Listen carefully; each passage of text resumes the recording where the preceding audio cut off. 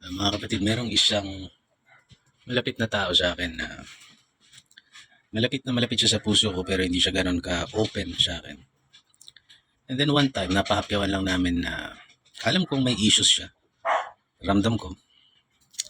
Pero nabanggit niya na ilang taon na ako. Hindi ko pa rin nakukuha yung pangarap ko. Wala pa akong ganito. Wala pa akong ganito. Wala pa akong ganito. And naramdaman ko siya. Sabi ko, naramdaman ko na rin yan. Hanggang ngayon, meron pa rin akong ganyang pakiramdam pero kailangan mong magtiwala sa gabay ng Panginoon sa'yo dito sa lupa. Basta ginagawa mo kako yung best mo sa buhay, okay na yun. Sabi niya sa akin, ikaw kasi madali mong sabihin yan dahil naging ganito ka na, nakapasok ka sa ganitong posisyon, tapos karoon ka ng anak. Sabi ko, mas matanda ako sa'yo eh. Hindi ba't mas late ako kung tutusin?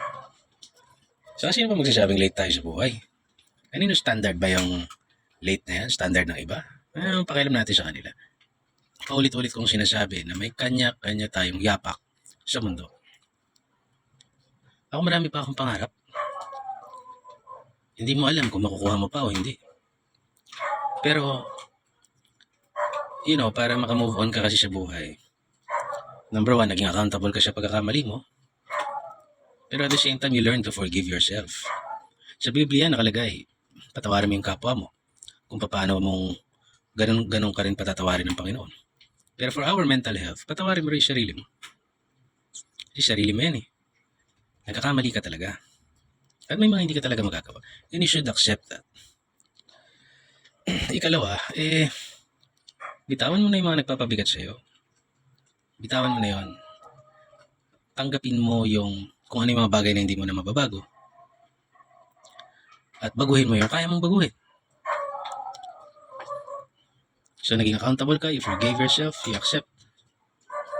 Ikaapat, tama ba yung bilang ko? Yung maliliit na progreso, dapat victory yun, di ba? Ako, pangarap ko maging bilyonaryo.